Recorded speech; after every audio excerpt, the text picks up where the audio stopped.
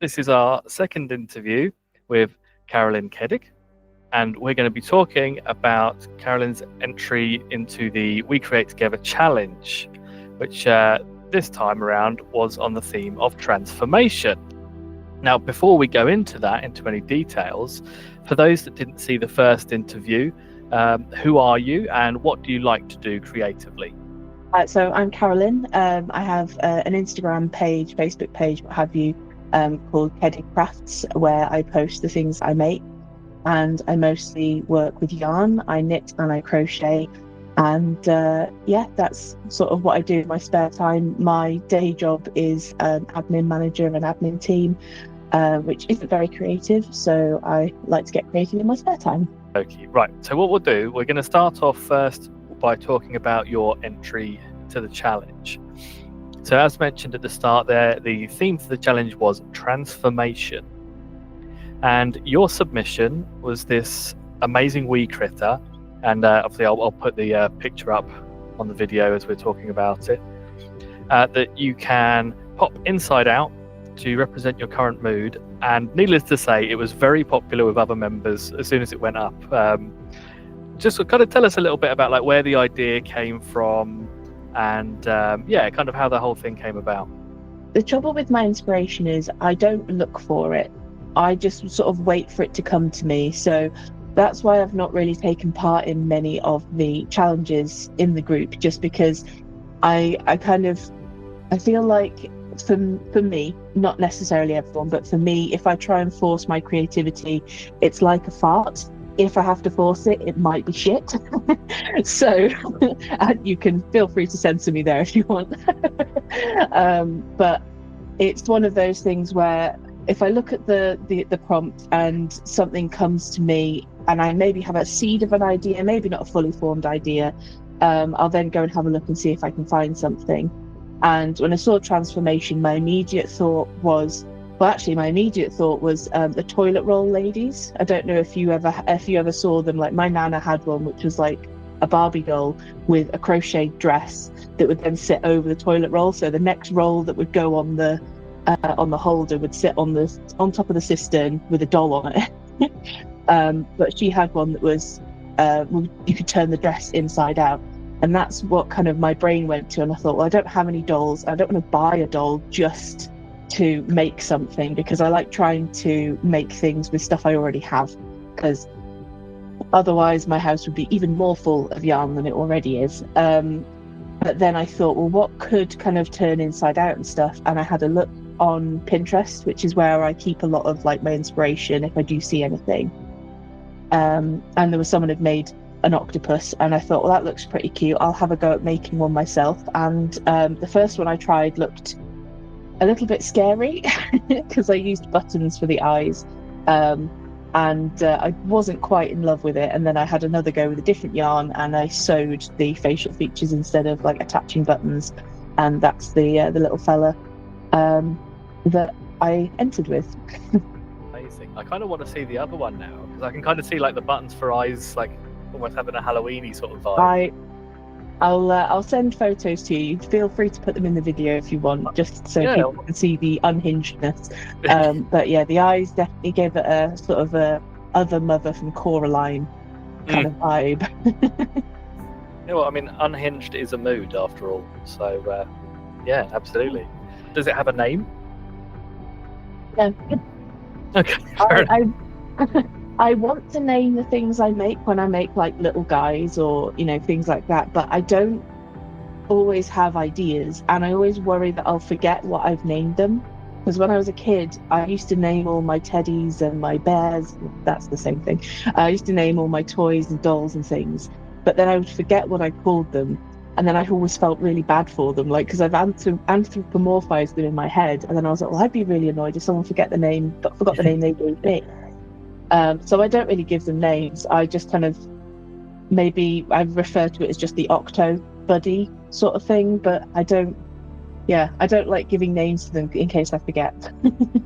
Well, maybe there's a competition down the line for yeah, maybe name the Octo buddy. I like that. So you've already kind of covered off one of the first questions I was going to ask, and it is something I think we spoke about in the first interview about as well, about like, yeah, you had some friends and yourself that would kind of find ideas and go, oh yeah, that's the thing I want to do, you know, sort of thing, completely fresh slate. Is that sort of still the case? Like I said before, I don't like kind of forcing creativity, but I do like trying to find ideas. So like I mentioned Pinterest earlier as well, I save a lot of things on my Pinterest. I probably made about 10% of the stuff that I've saved, which I'm pretty sure is probably the same for most people who make stuff and find inspiration on Pinterest and things like that. But it's usually just, if I feel like I want to make something, I'll give it a go. If it doesn't go well or I don't like how it's going, I might change the idea or scrap it or what have you. Like recently I've made quite a lot of baby stuff because my brother and his wife are expecting a baby, who will be with us at some point later this year. So I've been going crazy knitting auntie and making lots of stuff for the baby. A couple of the things that I made were like jumpsuit dungaree kind of things, and I like the idea of jumpsuit dungarees for adults. Like, they look super cozy and comfy, but like knitted ones for adults are difficult to come by, especially patterns in general, because the yarn works differently on an adult body versus a baby's body, because there's a lot more of it like stretches out, you need to move around in different ways than babies do. And I thought, well, I'll have a go at making one myself and see if I can. So I bought a load of yarn, I started it, and then I went, I don't want to do this anymore. So I then had a lot of yarn that I needed to do something with, because I've already bought it, I can't get rid of it. I suppose I could give it away or sell it, but I really like the yarn, so I wanted to make something with it. So instead I'm making a cardigan, and that probably will only use about half of it, so then I'll figure out something else with the rest of it. But that's going to be a long-term project because I want to make a fairly long cardigan, so it's going to take me a while. But usually it's, while I'm making one thing, I'll have an idea for the next, so I'll kind of get a pattern together or jot down some ideas if I can't find a pattern, and then just start working on it. And I've usually got at least 2 things on the go at any one time, but I try not to have too many, otherwise I'd never finish anything. What are you working on? So you mentioned you're working on this cardigan at the moment. What stage are we at with the cardigan? I've made, trying to think how to describe it without being incredibly boring. That's all right. So I've made the body part of it basically, but yeah, I've made it as if it's a jumper, and then I'm going to cut up the middle, because there's a technique called steeking where you kind of stabilize stitches in a certain place and then cut them, because if you don't stabilize it, if you cut knitted fabric, it will just unravel and fall apart. Mostly because of the stitch that I was using, it's easier to do it in the round, so I basically knitted a long tube which I'll then cut up to make it into a cardigan that opens at the front rather than a jumper. And I think I just started on the back of it, but I've been concentrating on something else more this week, so I haven't actually touched it since before the weekend. So that will be a long-term project, but I think as the weather gets warmer, it's not going to matter as much how soon I get it done, because I won't be able to wear it. In terms of the thing you have been working on this week, is that a creativity thing or is that like a work or home thing? Oh no, it's a crochet rather than a knitted thing. So I'll show you part of it. So this is a sunflower granny square, and basically I'm making a massive blanket for my other half's cousin's wedding present. She probably won't see this video, so hopefully I've not ruined the surprise for her. But her favourite flower is sunflowers. She's getting married in a couple of months' time, so I wanted to make something for the house for her and her husband to be. Blankets, I think, are always a good one for a wedding present, because it's, as long as you make it big enough for 2 people, it's kind of it is a gift for both rather than just one, because you can snuggle up, when it's chilly outside and stuff. They might not be able to use it for a while, but it'll look nice draped over the sofa. So what I was going to ask you, because I don't think I covered this one on the last interview, I might have done. Do you have like favourite crafters or creators that you think deserve a shout out? So it's like some people that you look up to, people that you sort of look to for inspiration that you'd like to give a mention to, that sort of thing? Well, there's my friend Nikki J. She's actually making a video game at the moment, called Quantum Witch, and it's another friend of ours coined the phrase plot-former. So it's like an 8-bit side-scroller game, but it's got a through storyline and things like that, and it's a really interesting game. I'll send you the link to it on Steam so you can have a look if you want, or you can put it in the doobly-doo on the video if you want to. But it's not finished yet. It will be out, I think, in June this year. So there is actually a preview so people can have a play if they want. But she's been working on it so hard for the last couple of years. It's an absolutely fantastic little game. There's a few in-jokes from like our kind of friendship group community that are in there, but they're also in general quite funny. I think that anyone would kind of find them amusing. It's very gay, it's very left. In fact, Nikki is in the group, but I don't know if she's put much in the group links wise. But she definitely deserves to have a shout out and get more eyes on it. Not that there aren't any eyes on it already, but yeah. Amazing. So I was going to ask you, so this is the serious part of the interview now, so I should probably do it on the top button, put a tie on that. Because it occurred to me that obviously when we first started talking, you had an Etsy store and you were selling stuff on there, and you have since stopped. And I was just kind of interested in your perspective on a few aspects of that, because I know quite a few people, crafters, creators, who have kind of taken that step of taking their creations into a selling space and then come out of it for different reasons. Would you mind talking us through kind of the challenges that you faced as a creator that were trying to sort of monetize? I don't want to say a hobby, because I feel like a hobby sometimes insinuates that it's like a more whimsical thing than it is. It's a drive for a lot of them. But for myself, I'm happy to describe it as a hobby, but I think it was during lockdown, sort of the latter half of 2020.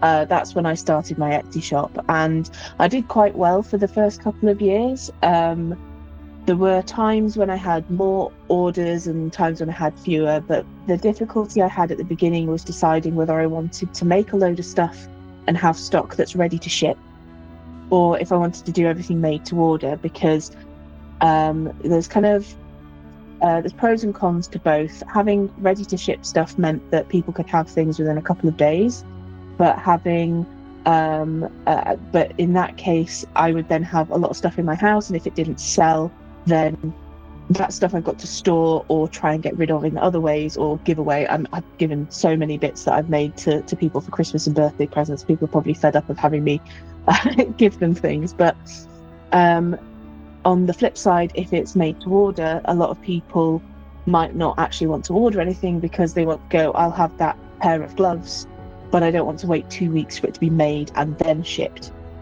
So I did a mix of both. I tended to make jewellery to have that, because it's a lot smaller, takes up a lot less space if I have stuff already made. I still have some of it left over that I haven't managed to sell.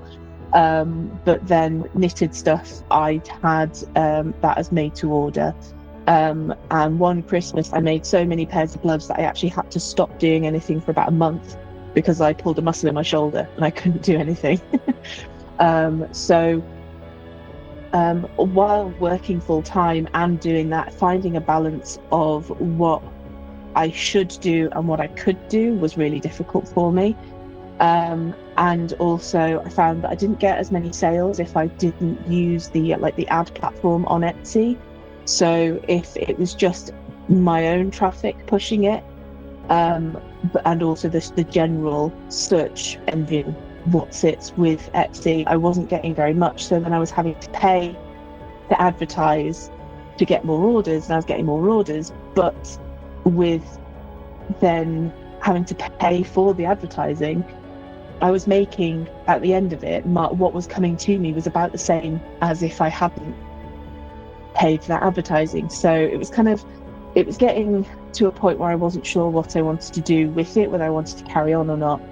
And then Etsy changed its policies on things. It used to be very much handmade, homemade, personalized things that, you know, it was a person or a couple of people in a very small business making stuff to sell. And it's now moved to drop shipping, people bulk buying stuff on like AliExpress and Wish and Temu and that kind of thing, and then selling that as if it's handmade because it's on Etsy. And because they're doing that, their margins are a lot narrower than people like myself making stuff from scratch, you know, and sending them off ourselves. So it's difficult to then compete in a market like that just to be able to get seen, never mind people that actually purchase your stuff. And ultimately I thought I can't be bothered with it anymore because it was giving me more stress than I wanted. And I make stuff to reduce my stress, not to increase it. So I kind of decided to step away from it. I still do sell things occasionally. What was I saying? Yeah, so I do still sell things, but I'm not pushing it, as it were. I have a Ko-fi page and I have an eBay that I sometimes throw stuff up on. So if people do want to buy stuff from me, they can do. If anyone that knows me either in real life or knows me online, but like I actually know that they are a real person, like you, for example, not just some random person I've never spoken to before, I will happily take commissions off people, but I won't charge more than, a bit more than the materials cost, because I do it for fun anyway. So I used to be open to commissions from anyone. So on Instagram or Facebook, I'd happily take messages and, do make stuff for people that I didn't know, that I'd never interacted with before.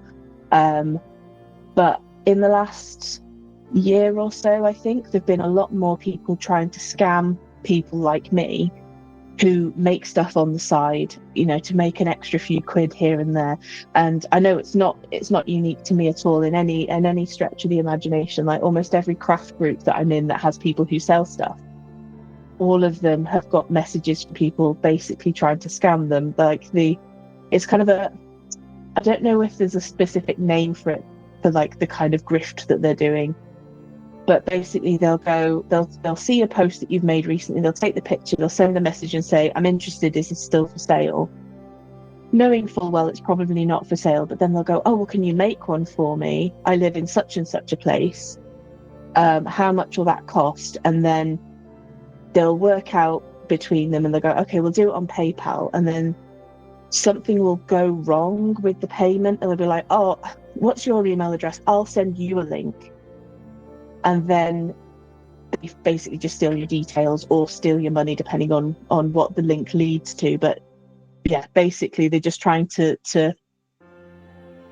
defraud people out of their money. And I still get loads of messages like that. There was even one time, I'll send you the photos for this so you can put them in the video if you want. There was one time where I had made a post about I darned some socks. The socks were knitted for me by my best friend's mum about 10 years ago. She knit me about 5 or 6 pairs of socks. I've worn them a lot, so as you can imagine, they've worn through on the ball of the foot. So I stopped wearing them, and then I got a darning, a speed weave, which is something that helps you darn socks so that when they've got holes in, you can weave it back in, you can wear them again. So I had these socks that were 10 years old or more that I'd worn to death. I'd done this weaving on them and I posted about it, and someone did the whole, oh, is this still available? And I was like, you want to buy my old socks? And they're like, yes, please, I want to buy them. And I'm like, I just want to make 100% sure you are telling me that you want to buy a pair of socks that I've had for 10 years, worn through and then fixed. And they went, yes, how much, please? And it amused me because I was like, they haven't even bothered reading the post or looked at the picture for any context. They've just gone, person, picture, I'm going to try and nab their money from them.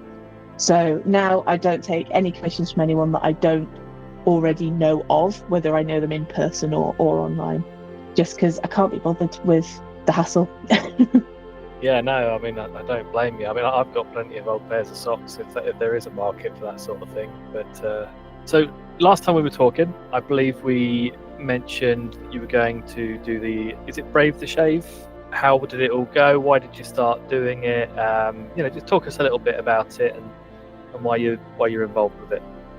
Yeah, so that was November last year when I shaved my hair off. As you can see, it started to grow back. I have cut in and under thingy because I quite like the way it looks.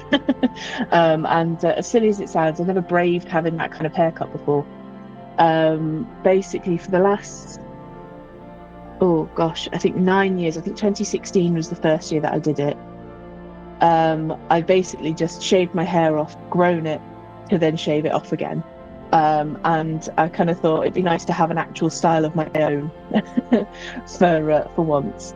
But I started doing it because when I was in uni is when I first did it. I was studying in Chester, and a friend of mine had shaved an undercut in the back of my hair for me because it was a really hot summer and my hair was really long, and my hair's quite thick, so it was really hot. So she shaved a hole basically at the back of my head to help me cool down a bit.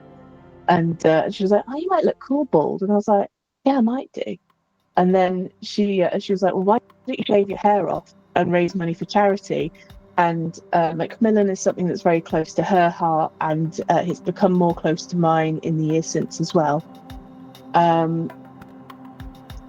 In fact, actually, I think it was before 2016. Must have been 2013.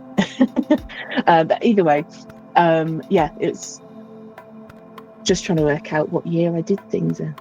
Yeah, so 2013 was the first time I did it. 2016 was the second time I did it. We were both working at a pub at the time, and I had loads of friends in uni, and so I sort of made a spectacle of it. I got people to donate. I had a bucket on the bar for people to chuck their change into if they wanted. And then when we actually shaved it off, we basically got people to donate an extra couple of quid, and you could top a bit of my hair off. And we plaited my hair up, people chopped them off, and then my friend did a wet shave out in the back, so that we weren't doing it in front of customers. So after that I was like, well, I'll just keep growing it and shaving it off because I've got lots of hair, it grows fast, and I'm not that bothered about being bald, and people will pay quite a bit of money to see someone go bald. I think I've not added it up, but I raised 4,000 the first time I did it, and then 1,000 or 2,000 each time after that.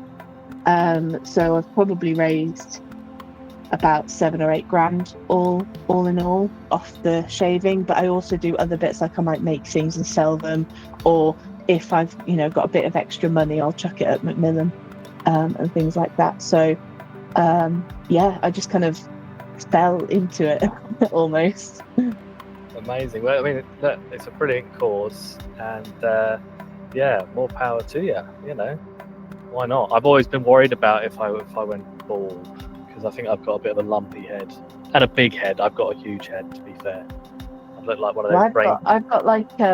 I've got what my dad calls the Mercer fold at the back of my head. Not many of the Mercers know that they have it because they're not all bald. But if you like in my family, if you have a feel at the back of the head, we've all got a fold. So this next bit, I was just going to go and talk about the kind of things you've been enjoying so far this year, whether it be like books, games, movies, just a kind of a more general sense of like what's the kind of media you've been enjoying and why. So I want to read books, but because my hobby includes my hands and looking at the thing a lot of the time, it's difficult for me to read, especially because I'll start reading and they'll go, "Oh, I'll just do a little bit more of that crochet or that knitting or something." So I don't really read very much. Like, I have a lot of books, like my house is filled with books, but I've not read any of them. Games wise, again, I don't spend a lot of time playing games because my hands are always busy making stuff. But when I do play, if I'm playing on my own, it tends to be Skyrim or Borderlands. But every now and then, me and my brothers will get together and we'll have a virtual games morning where we usually just play golf with your friends. But it's a good chance for us to catch up without my parents there, because we don't see each other in person very often, and when we do, it's like at my parents', so we can't always have the same kind of conversations that we might do if it's just us three. So we'll just have, sort of kick back and have a chat while we're playing games. But I don't game as much as I used to. I think if I had more time, like if I didn't have a job, I probably would do gaming more, because I wouldn't want to crochet and knit all the time. But now because I have a full-time job, the time I do have, I want to spend it making stuff. I don't think I've watched many films recently. But my go-to is always Lord of the Rings. Like if I have a long weekend, I didn't this time because I had other stuff to do, but if I have a long weekend, I'll usually watch, of course, the extended editions of all the Lord of the Rings, and then if I've got time, I'll chuck the Hobbits in. TV-wise, I watched Severance recently. Like I hadn't watched the first series when it came out, so before the second one came out, I binged the whole of the first one. And then had to watch it week by week as it came out, the second series, which I did quite enjoy, although I feel like a lot of it is convoluted for the sake of it. But it's interesting to see like the hype and the community that's online about it. Like I'm on TikTok quite a lot, and the reason I knew that there was another series coming up is because people were talking about the first series in the anticipation of the next one. But yeah, I enjoyed it, but yeah, I think it could be a bit convoluted for the sake of the mystery, as it were. But overall, Star Trek is definitely it's like a comfort show. Like Lord of the Rings is the comfort film series. Star Trek is my comfort TV show. Even though like Next Generation came out, I think the year that I was born, I have watched every single episode many times over. And recently on YouTube, I've been watching Smosh videos, but only the Reddit ones. It's because the videos are like a couple of hours long. They can be like an hour or so long. And I like having stuff on in the background when I'm just sort of chilling. So I'll have them going. And I like reading Reddit stories anyway, but this means I can read them in inverted commas without actually having to use my eyeballs. There are some excellent entries in that little passage there. I've got to say, the correct edition of The Lord of the Rings is the extended edition. Yeah. You can never go back once you've seen it. Yeah, I did like the fact you mentioned The Hobbit as well, because we recently, not long ago, me and the wife watched the extended edition, and then we were like, we probably should have watched The Hobbit first, because it's a bigger drop-off in that direction. Although I do like the theory in Lord of the Rings that Frodo doesn't actually know what Legolas's name is, because at the end when he wakes up, I think are they in Numenor? He wakes up and everyone comes into the room and it's all in slow-mo. You can't hear him say it, but you can see him mouth people's names as they come in, and it's like Gandalf and all that, and then Legolas comes in and he just kind of looks gormless, just kind of goes as he comes in. So it's like, how long have you been on this journey with him and not actually asked what his name was? I mean, I know some people are a big fan of Orlando Bloom, but like Legolas is the boring one. He's just a fancy little prince. Exactly. So I'm with Frodo. So we're going to move into the final sort of section of the interview. So firstly, it's just kind of a general question about hopes for the year, personal and creative. What kind of do you want to get from 2025, even though we're horrifyingly already a third of the way through it? So hopefully, one thing that I want to, or me and the spouse would like to do, is buy a house this year, because we've always rented, apart from when we lived with our respective families, and we're fed up of renting. We just had a house inspection yesterday, and half the stuff they wrote on the inspection was wrong. Like they said we have cats, and we don't have any pets at all, and a few other bits that were wrong. But I hate being someone having to come to my house and scrutinize how well we clean stuff, or the how much or how little stuff we have, and that kind of thing. And it annoys me just no end, because I'm living in someone else's space. I can't feel fully like it's mine. So we're hoping, fingers crossed, that we should be able to buy a house this year. We've managed to save up for our deposit, and hopefully our credit scores are in the right place, and that we can find a house that we like and a place that we like, and all that kind of thing. But You never know, but that is the plan, basically, to get off the renting game by the end of the year. And creativity wise, I don't really have any plans. Just as long as I still get ideas, I'm happy. Yeah, no, good luck with the house hunting thing. I mean, I'm in a part ownership place, so it's kind of the best and worst of both in a lot of ways. But my main driver was exactly the same. It's just kind of like, if this is my home, I don't want people coming in and judging it every 3 months. Thank you very much. You know. I mean, thankfully, it's only once a year that they come and assess ours. But yeah, it's just the stress of being like, am I doing things right? Will I get judged poorly if I do this thing versus this thing? And will they be looking close enough to see if I've hoovered right into the corners of the steps or the stairs, or will they not bother? What the kind of things are that they're looking for. But yeah, I mean, one thing she said when she came in was, she's like, oh, it might need a bit of a paint. And I was like, well, we've not decorated it since we've been here. But as I say, yeah, like, I'm not going to decorate a house that I don't own, because I'm, in theory, adding value that I will never benefit from. So yeah, it's definitely a big one ticked off the bucket list if we do manage to get a house this year. But I mean, I suppose we're in a position where we feel like we have to, because we've rented for that long, that we need to do it. Thankfully, our tenancy is up in October, so at this point we've got about 6 months to find a house, get a mortgage, move in, and not have too much overlap.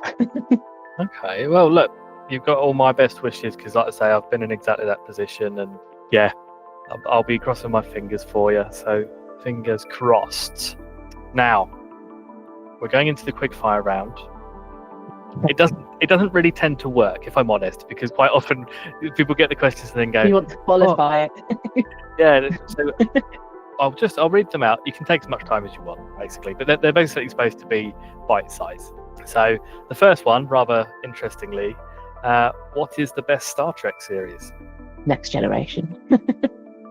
That was also Tom's answer. You're both wrong, of course. Deep Space Nine is the superior series, but that's okay. No, I didn't say that it was my favourite. I just said it's the best. Okay, all right. My favourite is Voyager. They're all good. If you were to be resurrected or reincarnated, what would you like to come back as? To fly. Oh, that's good. I like that. Would you rather attend a concert or a comedy show? Depends who the artists are in the respective categories. But you're not making it bite-sized. You're not making it bite-sized, see? You can't. It's too wide of a question, because if it's like, would I rather see Taylor Swift in concert, or I don't know. I'm trying to think of any comedian, and my mind's gone blank. Bob Mortimer in a comedy show.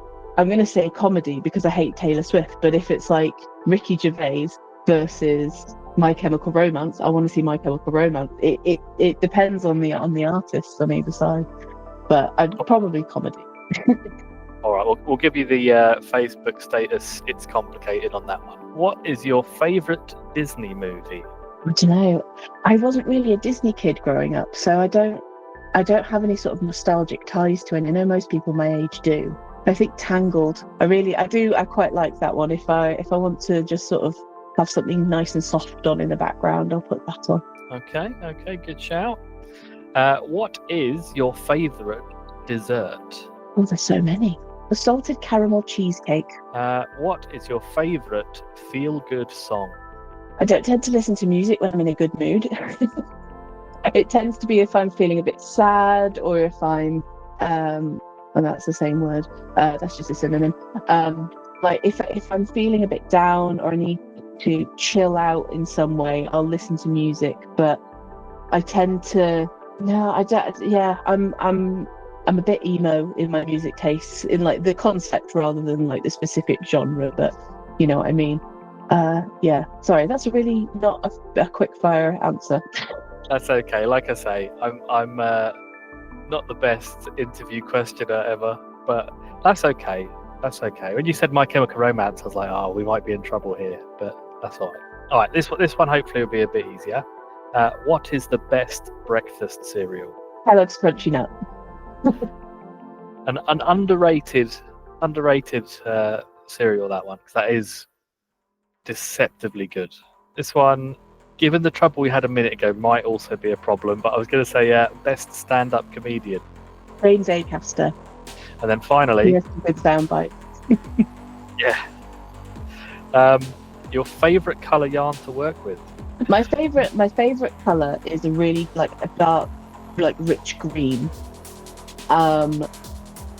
But it depends on what I'm making and for who as to what colors I'd want to work with. Like this that I made it's in a rainbow yarn, and it's not usually the kind of colors that I would wear or make for myself. It really depends, but in general I will gravitate towards a nice deep green. But it depends what I'm making. Lovely.